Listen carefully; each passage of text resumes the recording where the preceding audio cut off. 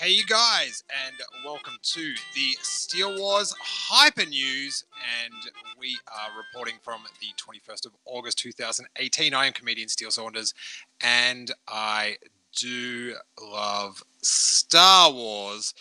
And I just had to do a bit of a restart. There was a slight issue with the how the timer was going off to start the live stream, so we've got a new chat. So hopefully everyone can find the new chat. Gaming's Finest says, "Hi, Dad."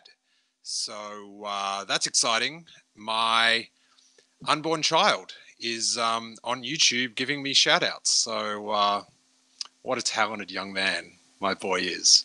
Still got 7 weeks, and he's trolling me on Twitter. And now he's saying I look so enthusiastic, which is very exciting. And I don't know what's going on. But a huge day in Star Wars news. If you are a Star Wars fan, we've got so much to talk about. Star Wars Resistance. Kelly Marie Tran speaks out. And on a personal podcasting note, for those that listen to the Steele Wars podcast, I am almost finished getting ready my revisit with Mike J. Nichols, the Phantom editor, who is getting spoken about on the latest episode of Ahmed Best's Field Notes, an amazing YouTube channel, which you should check out, with Ahmed Best. Jar Jar Binks just laying it on the line, being just so honest and upfront with his feelings relating to the Phantom Menace. And on his latest episode, episode 3, he had some thoughts on the Phantom edit, the infamous fan edit of the Phantom Menace that came out shortly after its VHS release back in the very late 90s. And so we recorded an episode going through Ahmed's comments that will be up in the next couple of hours on iTunes, or it'll be on Patreon actually really, really soon. But let's get to Kelly Marie Tran. I woke to this today. The New York Times had a op-ed by Kelly Marie Tran. I won't be marginalized by online harassment. Now, of course, Kelly Marie Tran completely deleted all her Instagram content, left the account up, and it was sort of like, why is she gone? Why is she gone? Why is she gone? People asked, and they were answered because of the online harassment, and then they kept asking, why is she gone? Why won't she speak out? Why won't she say something? We'll never know until she speaks out. And sadly enough, I predicted when she did speak out that it would not be enough for those people. And ta-da! I know the internet so well. I'll read you a little bit here. And by Kelly Marie Tran, August 21st, 2018. There's a little editor's note. The actress deleted her Instagram post this summer in response to online harassment. Here she speaks out for the first time. It wasn't their words. It's that I started to believe them. Their words seemed to confirm what growing up as a woman and a person of colour already taught me, that I belonged in margins and spaces, valid only as a minor character in their lives and stories. And those words awakened something deep inside me, a feeling I thought I'd grown out of, the same feeling I had when I was 9. I stopped speaking Vietnamese altogether. I was tired of hearing the other kids mock me. Or at 17, when at a dinner with my white boyfriend and his family, I ordered a meal in perfect English. God, I wish I could order a meal in perfect English, I have to say. That's just me editorializing and reflecting on my speech impediment. I ordered a meal in perfect English to the surprise of the waitress, who exclaimed, "Wow, it's so cute, you have an exchange student." Their words reinforced a narrative I'd heard my whole life, that I was other, that I didn't belong, that I wasn't good enough, simply because I wasn't like them. And that feeling, I realize now, is shame. A shame for the things that made me different, a shame for the culture from which I came from, and to me, the most disappointing thing was that I felt it. I felt at all. Heavy stuff. heavy stuff. And I remember when people were saying, why doesn't she make a comment? And it's just like, have you been bullied before? There's no pride in announcing that to the world that people are making you feel bad. But I'll leave you guys. I'll link to this below, but it's NewYorkTimes.com. Very easy to find. I do have to just how she ended with I want to live in a world where children of color don't spend their entire adolescence wishing to be white. I want to live in a world where women are not subjected to scrutiny for their appearance or their actions or their general existence. I want to live in a world where people of all races, religions, socioeconomic classes, sexual orientations, gender identities, and abilities are seen as what they have always been: human beings. This is the world I want to live in, and this is the world that I will continue to work toward. These are the thoughts that run through my head every time I pick up a script or a screenplay or a book. I know the opportunity given to me is rare. I know that I now belong to a small group of privileged people who get to tell stories for a living, stories that are heard and seen and digested by a world that for so long has tasted only one thing. I know how important that is, and I'm not giving up. You might know me as Kelly. I am the first woman of color to have a leading role in a Star Wars movie. I am the first Asian woman to appear on the cover of Vanity Fair. My real name is Luan, and I am just getting started. Now, if I really hope I got the name right, and I did give a call to my girl Laura Syracuse, and but as we know, it's not good when you can't say pronunciation correctly. That's all I'm going to say. But insane. So proud of her as an actress in Star Wars, and I'm so happy for all the people today that she inspired to be proud of their heritage and their names. I think it's a good thing. And now, but let's go back to when people were arguing about this, you guys. And I should just say, you can call in and we'll chat. I'll see we've got one person on hold at the moment. So if you want to call in, it is 646-668-8360. Would love to get your thoughts on this if you would want to discuss it. But yeah, remember when we were all discussing when she first left social media and Ryan Johnson came out and said you would have to be, essentially, I'll paraphrase, but pretty clueless, pretty head in the sand to not think that this harassment is the cause. And, certain people were, what if she left for another reason? We just don't know. And now you know. So are you in support harassment or are you against it? That's pretty much it. You can't, there are people that are, it's never going to be good enough. Do you know what I mean? Like, she should be able to take it because she's rich. Heads up, guys. If you're the 12th billed actor in a Star Wars film, you're not rich. You got a pretty good source of income for a few years, but rich you are not. They're not all getting the Harrison paydays. They're rich. They knew what they were getting into when they became an actor, so it's fine. And my favorite excuse for online harassment is, well, everyone gets harassed, which is just saying, I see a cycle of negativity, and I'm going to do nothing about it. I'm just going to keep it going because now it's my turn to hassle people. And, Twitter's been a flood of support for Kelly Marie Tran today. And, of course, there's the other side as well. People not so happy that she's speaking out. But, guys, do me a favor. When discussing racism, it's a pretty... It might be one of the biggest issues on the planet. Scratch out might. But if you're against racism, you don't have to preface it with your opinion about the 12th billed actor in a space film. You just don't. These are not comparable issues, okay? And yeah.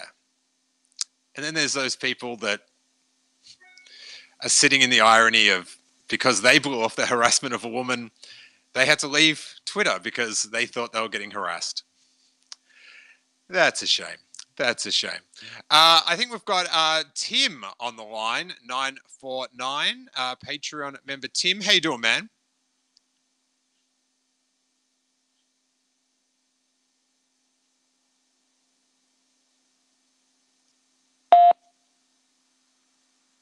Tim, are you there? I am. Tim, I think I might have actually just had my microphone off for Blog Talk, so I apologize. That just turn off the YouTube feed that I can hear myself on. This is classic radio, Tim. Yeah. You're falling for it. This has been going on for 50 years. Ever since they invented talkback radio, people have been calling in with the radio on. You've got all this technology at your disposal, and you can't hit mute on YouTube. I'm a fan of retro stuff, Steele. I can't help it.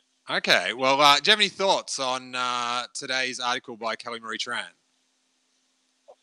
You know, I've read it like 3 times just this afternoon since I saw your post on Twitter, and to be honest, it's overwhelming. It's amazing.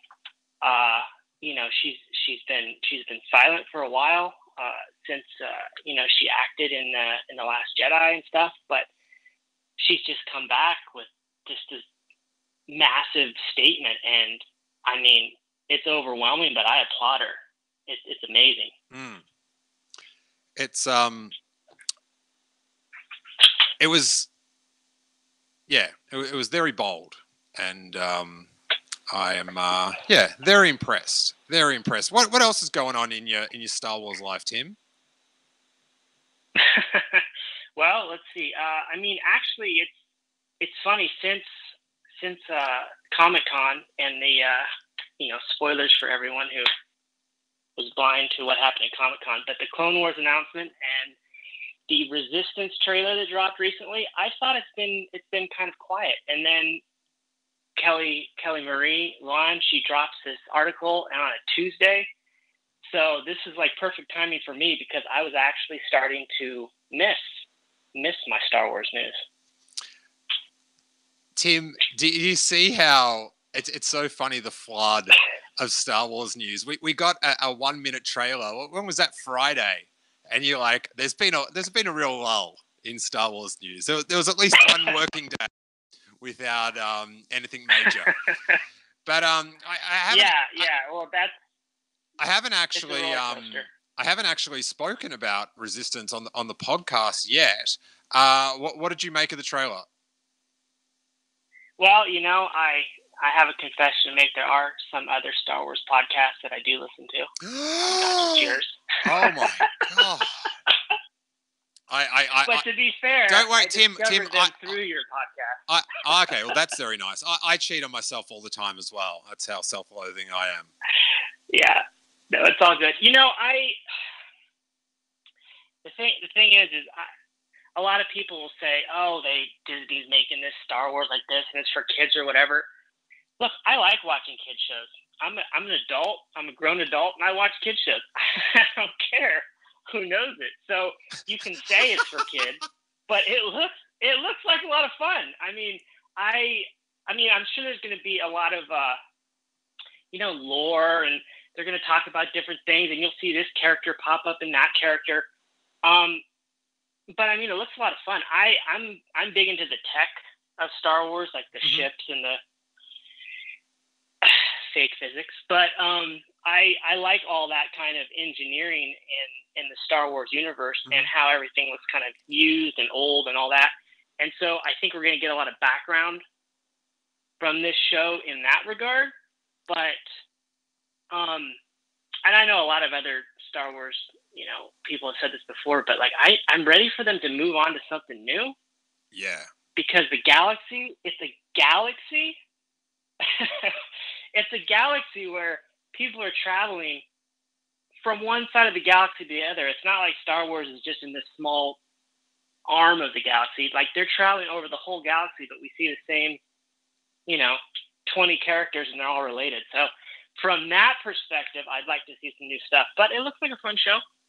Yeah, I liked it more than I thought. Because I'd heard about it was going to skew younger. I think I'd purposely just just really push down my expectations. But I don't know, there's something about the animation, like the brightness of it. I don't know, I think I just like the bright colors.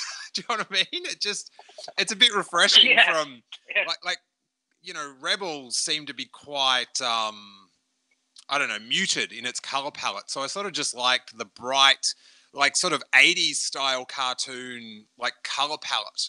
It filled me with much joy. But I did one of my unworld famous Twitter polls, and this one was, it's early days, but what's your pick of the animation styles? And then the choices were, I'm down for Star Wars Resistance, as it's I said I'm down for Star Wars Resistance the most because it's the sort of stuff that I used to watch. It sort of looks like that sort of that toy cartoon sort of style, with some manga, like Robotech, that sort of thing. But we had 23% back Rebels, 27% back the Resistance animation style, and 50% on Clone Wars. What's your pick, Tim? Interesting.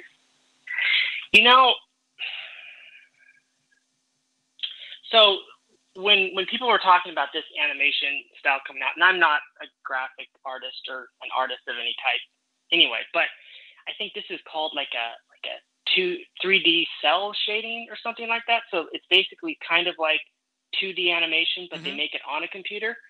I know from an animation perspective, that's a lot quicker and easier for them to turn stuff around. But I've got to say, I like the 2D animation. I think you can tell the story better, and you can do a lot more with it. I think when you try to force yourself to tell a story with the 3D animation, you're sort of backed into a corner. With the technology. You can only do so much. And I don't know for kids today what their perspective is like. Kids today, am I right, Tim? When I watch, kids, right? Yeah, kids. They when they're watching a show, they're probably just more used to it than we are. But when I'm watching like a 2D animated show, I understand in my mind that it's animation, and so I don't have to buy into it. But when it's 3D, my mind sort of goes to that uncanny valley, almost where I hesitate to bring up Tarkin and Leia and Tony Stark, but when they sort of try to take a person, de-age them with the CGI, it kind of just doesn't look right. Well, and the thing with it's interesting. My friend Clone Wars and Rebels, Tim. Yeah. My friend.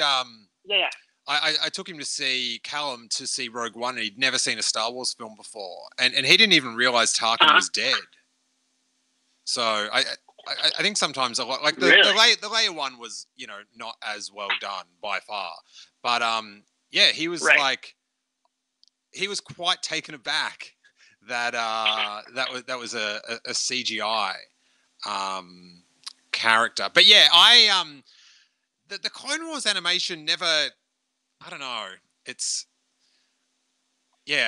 was like when I went to watch Transformers for the first, or when I went to watch Beast Wars, and it was that different animation. I was like, just give me flat. Give me some flat Filmation style animation, Tim. Star Wars Big Fan number 6 on the chat says he likes, or she likes, how each Star Wars show has a different animation style, so you don't get confused on what show you are watching, which is that's cool. Yeah, I'm not sure if that's an intended thing, but it's definitely handy. You know what I'm saying? That's a good question for you to ask Dave Filoni when you interview him eventually, because that's going to happen, right? We all do. Me in the hat, finally. Yeah, exactly. Because, Star Wars has always been pushing technology in different ways, so I wonder if they try to make every show different just to kind of push the envelope, or are they trying to find a common place to land. I don't know. Yeah, I'm not sure. There's weird things happening in the chat here, Tim. This plausible denial. He's saying, "Do you think the amount of collectibles behind Steele is his attempt to pander to the Wolfpack fans, trying to get that Croc sponsorship?" So that's it. In relation to our loved friend Corey Van Dyke and his Wolfpack and First Order Transmissions content. Hey, Tim, thanks for calling in, man, and I'll talk to you soon. Yeah, it's been great, Steele. Thanks. Cheers, mate. Now, we have got one other caller. We'll get to this, and we'll probably wrap up after that, maybe do some chat room questions. I've got to go to baby class. I've got to go to baby class to find out what to do when the robot says, Ilber, Ilber, which my wife has quite comprehensively told me that if I make that droid noise from Revenge of the Sith when Padme's giving birth, that things could get tough. But we'll see. We'll see how we go on the day. Hey, 314, who are you and where are you calling from? Hey, man, it's Eric from St. Louis. How you doing? Struthers! What's going on, buddy? It is. It's good. All this and that. My son heard me talk and decided he's not going to be quiet anymore. So hopefully I'll be able to make this work out. You are in for a treat, man. Nice. So I was thinking about the Kelly Marie Tran thing. And one thing that I know for me personally, I can't stress this enough, is that every time something like this happens and the person, in this case, Kelly, that when they speak out, no matter how good you think you're doing, man, there's always something you can find in there that makes you realize you could do better as a person. And, you know, like when Ahmed Best spoke out, and on one hand, I'm like, yeah, that's crap the way people acted towards him. And then I had to think about, what was I doing? Exactly. And it's Eric.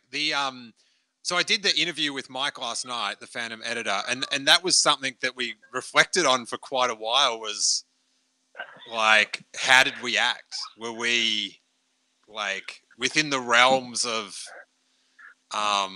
sanity and respectfulness and it's fine to criticize something you don't like, but how are we going about it, sort of thing. But continue. Well, no, and because one of the things you never realize, well, I mean, I guess I shouldn't say you never realize. One of the things that you have to realize is that you never know what's going on with the person. Mm-hmm. I mean, if random people on the street, you never know, man. And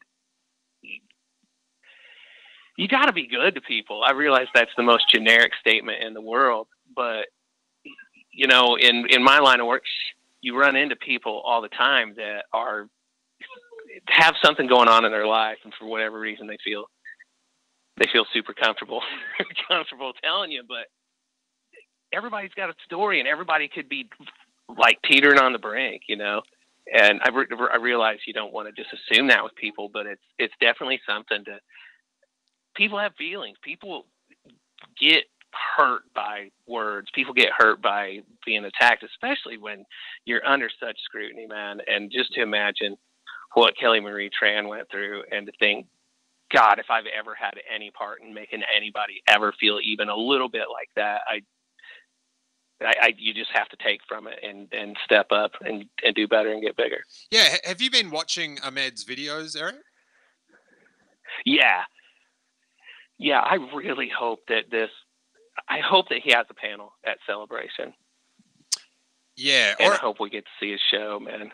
Yeah. I'm not sure if his plans on, actually performing it at Celebration or not, but I would adore to have him there, and like I just want to clap. I just want to say thanks, man. Awesome work, and you're a great Star Wars fan. Like I'm shocked at how revealing he's being. Like when he was talking about Andy Serkis and how much praise Andy Serkis gets for all the mocap work, whereas Ahmed Best sort of got cast aside in getting that praise. He sort of realized he's going into a place that he probably shouldn't be, but that's where he is. And I found that the honesty like so impressive. How about you? Well, I feel the same way, and that's the thing. It's listening to their honesty like that really lets people know what their actions equate to. And man, that must be super hard for him, because he was a pioneer in this, and to get such an opposite reaction. But for him to manage it the way he has, as opposed to being mad against Andy Serkis and like being having a grudge against him, and that's pretty big, you know. Yeah, I also liked how, and this is, you know, the main focus of the podcast that hopefully I'll have up. No, I'll have up tonight. Yeah, I'll definitely have up. It's edited. I just got to record the little intros. You know how it works, Eric. You know the behind the scenes. I do, man. I do. You've made a few sausages in your time, haven't you? Yeah, I was making one just before I called in. Okay, is this metaphor off track now? Should we steer it back in? Bring it on home. Bring it on home. But yeah, I had, because I like, for those that don't know, the Phantom edit is sort of like the original fan edit of a film, and because it was of the Phantom Menace, it caught fire, and it was crazy. If you're a Patreon member, $1, and you can go back. I think it's episode 16, and it is an unbelievable story in Star Wars at how a manhunt kind of started by the Washington Post, I think it was, to find out who this Phantom editor was. But I really enjoy it because it sort of tailors the Phantom Menace and Attack of the Clones more to my sensibilities. But then when I heard, you know, how much it had bummed out Ahmed Best, I kind of felt like I'd been watching a Blood Diamond for the past decade, you know? That's a remarkable metaphor, but yeah, you're right. I had something kind of similar happen yesterday. We had a movie on, and my little boy came running in as soon as he heard Jar Jar's voice, and like experiencing that through his eyes and seeing like how much joy the character brings him, quite honestly, makes me realize that I probably could have been better about it. Yeah, there's sort of, and then like now you speak to people that were, you know, younger than us, and you know, it's truly, you like, it's one thing to say it, but to hear the passion in someone's voice, like on a podcast or when you're talking to them, whatever, and you know, their like childhood memory of Jar Jar Binks is as fun as mine of like the Ewoks or Yoda and stuff, and you can't. You know, not one's not better than the other if you're a rational person. Right. Big if, Eric. That's a big if, though, sometimes, man. Huge. That is a big if. Huge if. And I should, a few questions in the chat room. Right now, I'm doing these occasionally. I'll be... I can't do them for the rest of the week. I hope to do a couple a week of these. And I've just watched my social media from tomorrow onwards, and you'll realize why I can't do any more this week. And the answer may disturb some of you and enrage others. But we'll be back on, I think, Monday night to do another Hyper Chat. But as Andy Campbell pointed out, is if you click subscribe and then tap on the little bell logo down there on YouTube, and you'll get an alert of when these come out. Or if you're a Patreon, I always send out an alert a couple hours before. But what's happening on your podcast, The Bad Motivators, this week, Eric? One of my favorite podcasts. Get in a sweet plug. Oh, man, it's a whirlwind.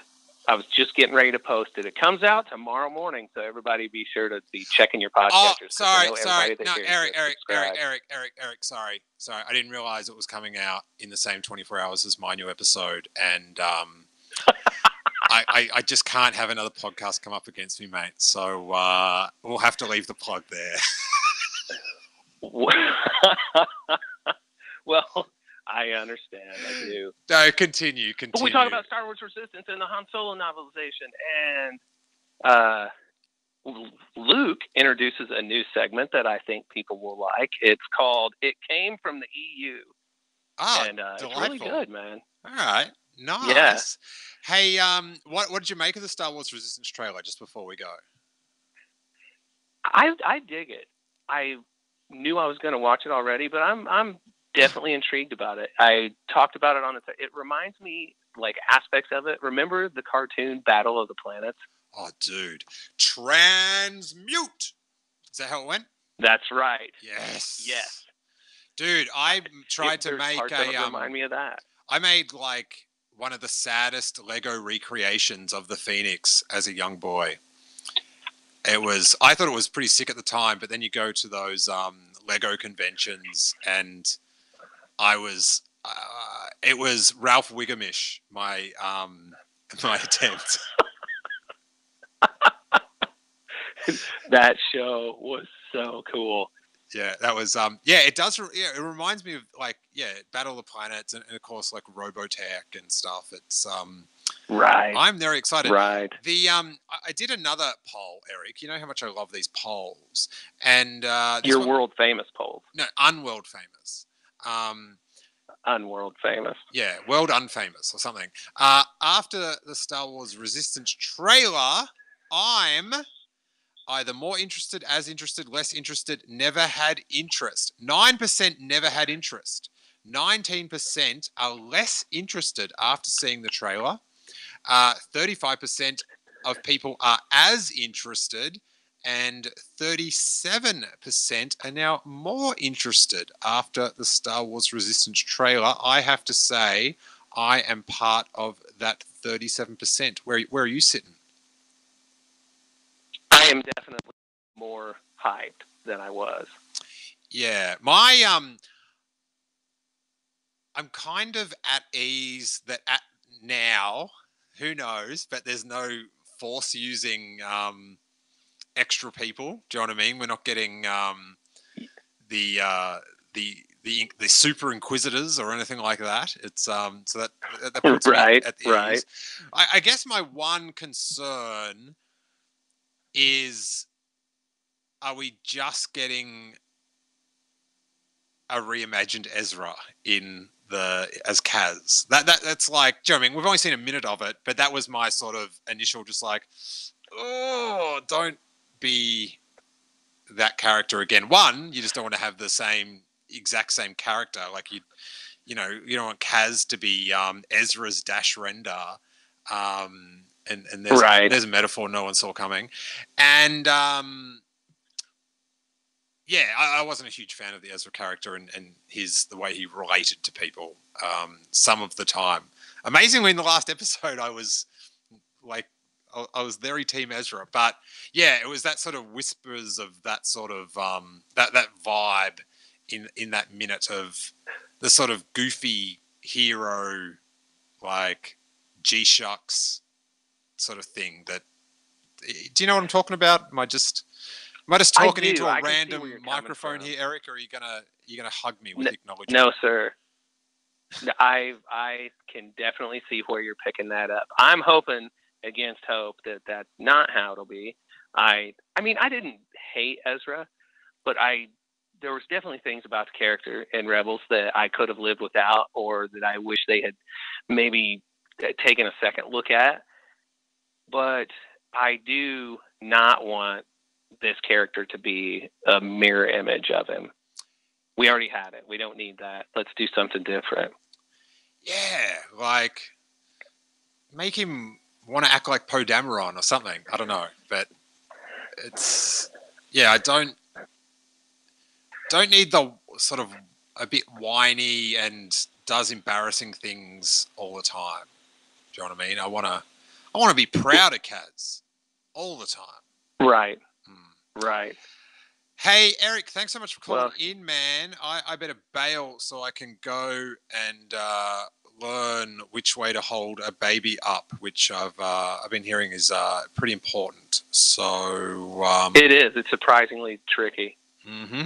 So yeah, if you want to betray me out there on YouTube and on our audio on Patreon and cheat on me with another podcast,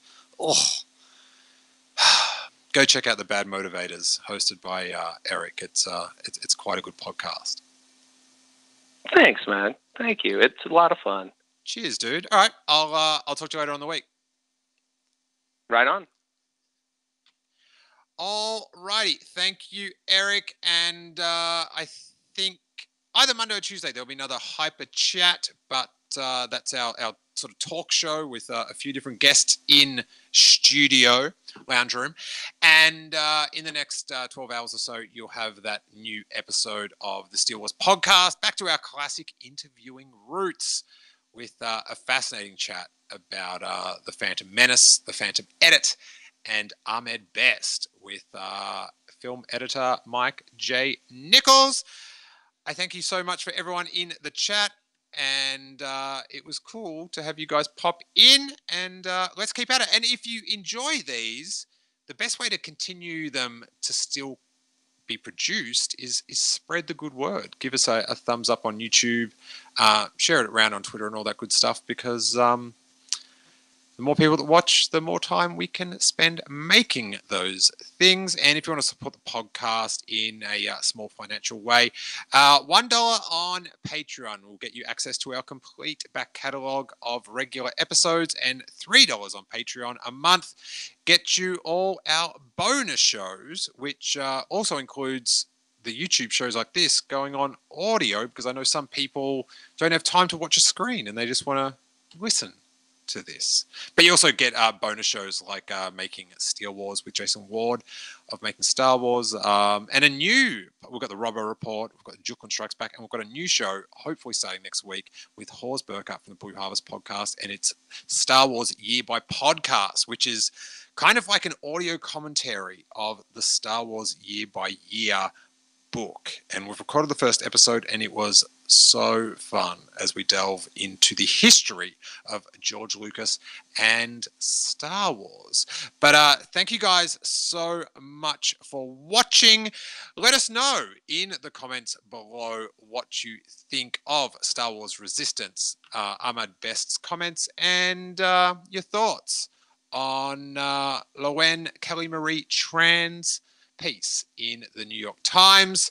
Keep it civil, no aggression, no name calling, and we can have a fun chat about Star Wars. Until then, may that force be with you.